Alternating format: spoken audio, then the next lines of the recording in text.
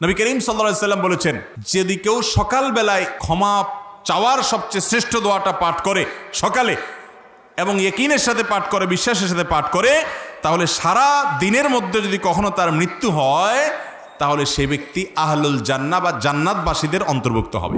সন্ধ্যার সময় যদি এই দোয়া কেউ পড়ে এরকম বিশ্বাসের সাথে, ইয়াকিনের সাথে, তাহলে সেক্ষেত্রে ওই রাতের ভিতরে যদি তার মৃত্যু হয় সেও আল্লাহ রাব্বুল আলামিনের কাছে জান্নাতবাসী হিসাবে যাবে ইনশাআল্লাহ। সাইয়্যিদুল ইস্তিগফার মানে হলো সকল ইস্তিগফারের মধ্যে শ্রেষ্ঠ ইস্তিগফার। সাইয়্যিদুল ইস্তিগফার মানে হলো আল্লাহর কাছে মাপ চাওয়ার শ্রেষ্ঠ এবং সবচেয়ে উত্তম দোয়া। বলে দিব কোনটা? আল্লাহুম্মা আনতা রাব্বি, হে আল্লাহ আপনি আমার রব, লা ইলাহা ইল্লা আন্ত, আপনি ছাড়া সত্যিকার কোনো মাবুদ নাই। আল্লাহুম্মা আনতা রাব্বি লা ইলাহা ইল্লা আন্ত খালাকতানি, আপনি আমাকে সৃষ্টি করেছেন। ওয়া আনা আবদুকা, আমি আপনার গোলাম। ওয়া আনা আলা আহদিকা ওয়া ওয়া'দিকা মাস্তাতা'তু, আপনার সাথে যে আমার কমিটমেন্ট, আপনার গোলামি দাসত্ব করার, আপনাকে রব হিসাবে মেনে নেওয়ার, একত্ববাদের যে স্বীকারোক্তি আমি দিয়েছি, এর উপর আমি যতটুকু সম্ভব থাকার চেষ্টা করেছি। আউযু বিকা মিন শাররি মা সানাতু, কিন্তু এরপরও আমার দ্বারা কিছু অপকর্ম হয়ে গেছে, সেগুলোর ক্ষতি থেকে আমি আপনার কাছে পানা চাই, তার জন্য আমার জন্য কোনো ক্ষতি না হয়, শাস্তি না হয়। আউযু বিকা মিন শাররি মা সানাতু আবুউ লাকা বিনি'মাতিকা আলাইয়া, আপনি আমার প্রতি নিয়ামত দিয়েছেন আমি স্বীকার করি। ও আবুউ লাকা বিযামবি, আমি আবার অনেক পাপ করেছি সেটাও স্বীকার করি। ফাগফিরলি, অতএব আমাকে মাফ করে দেন। ফাইন্নাহু লা ইয়াগফিরুয যুনুবা ইল্লা আন্ত, কারণ আপনি ছাড়া কেউ কোনো পাপ অপরাধ মাফ করতে পারেন না। এটা হলো সাইয়্যিদুল ইস্তিগফার। এই ইস্তিগফারের ফজিলত কি? এর ফজিলত হলো নবী করিম সাল্লাল্লাহু আলাইহি সাল্লাম বলেছেন, যদি কেউ সকালবেলায় এই সাইয়্যিদুল ইস্তিগফার, সবচেয়ে ক্ষমা চাওয়ার সবচেয়ে শ্রেষ্ঠ দোয়াটা পাঠ করে সকালে এবং ইয়াকিনের সাথে পাঠ করে, বিশ্বাসের সাথে পাঠ করে, তাহলে সারা দিনের মধ্যে যদি কখনো তার মৃত্যু হয় তাহলে সে ব্যক্তি আহলুল জান্নাহ বা জান্নাতবাসীদের অন্তর্ভুক্ত হবে। সন্ধ্যার সময় যদি এই দোয়া কেউ পড়ে এরকম বিশ্বাসের সাথে, ইয়াকিনের সাথে, তাহলে সেক্ষেত্রে ওই রাতের ভিতরে যদি তার মৃত্যু হয় সেও আল্লাহ রাব্বুল আলামিনের কাছে জান্নাতবাসী হিসাবে যাবে ইনশাআল্লাহ। অতএব সাইয়্যিদুল ইস্তিগফার পড়বো তো ইনশাআল্লাহ। সাইয়্যিদুল ইস্তিগফার এটা আমাদের মধ্যে একেবারে মুখস্থ হয়ে যাওয়া উচিত, বারবার বারবার করে আমাদের পড়া উচিত। মানুষ মারা যাওয়ার পর থেকে কিয়ামতের মাঠ কায়েম হওয়ার আগ পর্যন্ত কবরে জান্নাতি এবং জাহান্নামীদের কি অবস্থায় রাখা হয়? ভাইরা আমার, আযাবুল কবরি ওয়া নাঈমুহু হাক্কুন। আহলুস সুন্নাহ জামাতের আকীদা হলো কবরের আযাবও সত্য, কবরের নিয়ামত দেওয়া হয় সেটাও কি সত্য।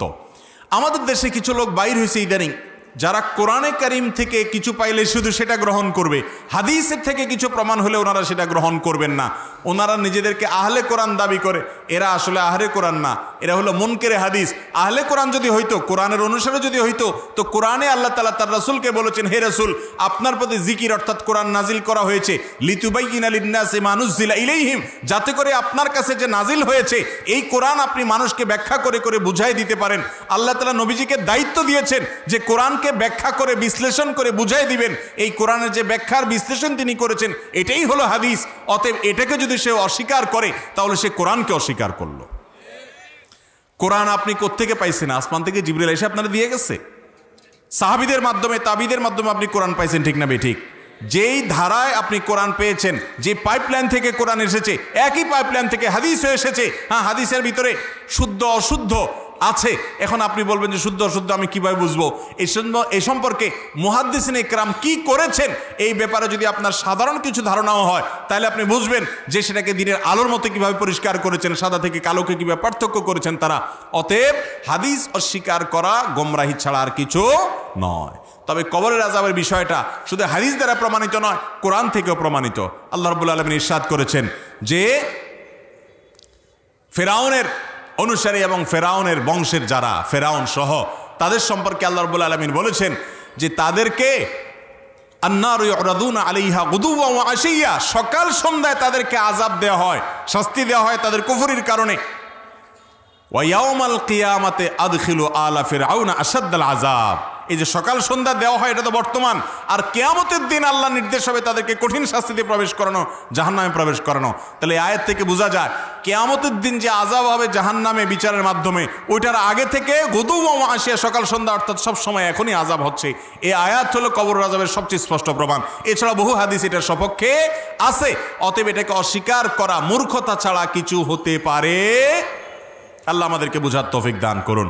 এখন কত লোক কবরে আবার একটা মানুষ মাটির সাথে মিশে গেলে তাকে আবার আযাব কিভাবে দেয়, তার ধ্বংস, তার শরীরটা ধ্বংসাবশেষ হয়ে মাটির সাথে বালুর সাথে মিশে যদি একাকার হয়ে যায়, আল্লাহ তাআলা চাইলে ওর ভিতরে স্বাদ, তৃপ্তি ভোগ করার, কষ্ট বা আপনার পুরস্কার, এটা নেয়ামত ভোগ করার মতো ক্ষমতা আল্লাহ চাইলে দিতে পারেন কি পারেন না? আপনার শরীরটা তো মাটি থেকে তৈরি করেছেন, এই শরীরের ভিতরে যদি আল্লাহ ভোগ করার ক্ষমতা দেন, সেটা শাস্তি হোক আর পুরস্কার হোক, তাহলে তার ধ্বংসাবশেষ মাটির সাথে মিশলেও ওখানেও আল্লাহ তাআলা সেটা ভোগের ক্ষমতা দিতে পারেন। তিনি আলী, তিনি কাদির, সব কিছু করতে সক্ষম। বিধায় যারা এটা ঈমান এটার উপর রাখে না, তারা মূর্খতা ছাড়া আর কিছু তাদের মধ্যে নেই। আহলুস সুন্নাত জামাতের আকীদা সর্বজন স্বীকৃত আকীদা, বিশ্বাস এটি, যেটি কোরআন হাদিস দ্বারা প্রমাণিত। এরপরে প্রশ্ন হলো, আমার স্বামী বিদেশে থাকে, আমার ননদ ও শাশুড়ি আমার উপর নির্যাতন করে এবং আমার স্বামীর কানে আমার নামে উল্টাপাল্টা কথা বলে, আমার করণীয় কি? এই যে একটু আগে বলছি, দেখছেন এখন প্রমাণ পাইছেন হাতে নাতে। মহিলাদের প্রশ্ন এত পরিমাণ আসে, অনেক ঘরে এই জিনিসটা আছে যে কোনো বেচারি ভদ্র মহিলা, তার স্বামী বিদেশ থাকে অথবা ঢাকায় থাকে বা দূরে থাকে, এমনকি কাছেও যদি থাকে, দেখা যায় যে তার শাশুড়ি, তার ননদ, তার দেবর, তার শ্বশুর, এরা সবাই স্বামীর কান ভারী করে ফেলায়। স্বামী বেচারা শুনতে শুনতে একসময় বিশ্বাস করতে বাধ্য হয় যে আসলে বোধহয় আমার বউটা খারাপ। ঠিক না বে ঠিক? স্বামী স্ত্রীর ভিতরে এরকম অশান্তি সৃষ্টি যারা করে দেয়, এরা আল্লাহর জমিনের সবচেয়ে বড় পাপিষ্ঠ মানুষগুলোর একটা। ভয়াবঙ্কর অপরাধ স্বামী স্ত্রীর মধ্যে দূরত্ব সৃষ্টি যারা করে।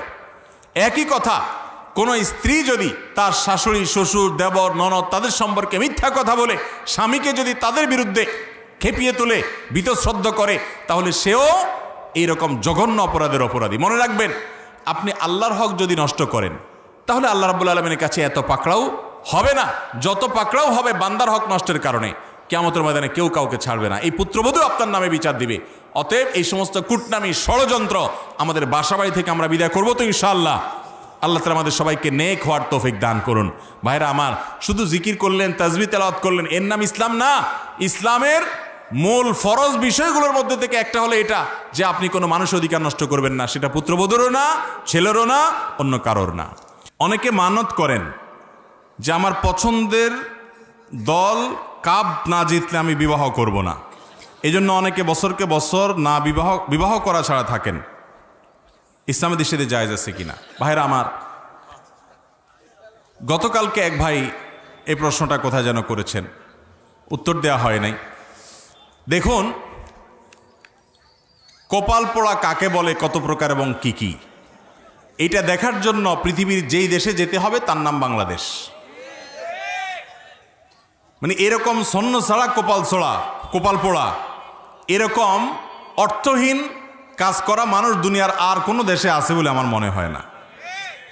কোথাকার কোন দেশ খেলতেছে, সে দেশের সাথে আমার দেশের না কোনো সম্পর্ক আছে, না তাদের দূতাবাস আছে। হয়তো ওই দেশের খেলোয়াড়রা আমার দেশের নামও জীবনে শুনে নেই, কিন্তু তাদের জন্য আমরা শহীদ হয়ে যেতিস, তাদের জন্য এই বেটা বিয়ে পর্যন্ত ছেড়ে দিস।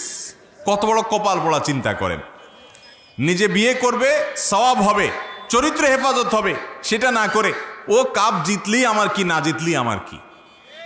বিশেষ করে যখন কেউ মুশরিক হয়, অমুসলিম হয়, আল্লাহদ্রোহী হয়, তখন তার জন্য অন্তরে এত ভালোবাসা দেওয়া, এটা ঈমানের দুর্বলতার লক্ষণ, ঈমানের দুর্বলতার লক্ষণ। অতএব এইরকম কাজ নাজায়েজ। যদি কেউ এরকম সংকল্প করে থাকেন, তাহলে তার সে সংকল্প ভাঙা বরং ওয়াজিব। এই সংকল্প ভঙ্গ করা কি? উল্টাপাল্টা সংকল্প করলে সেটা রক্ষা করা ইসলামে জায়েজ নাই।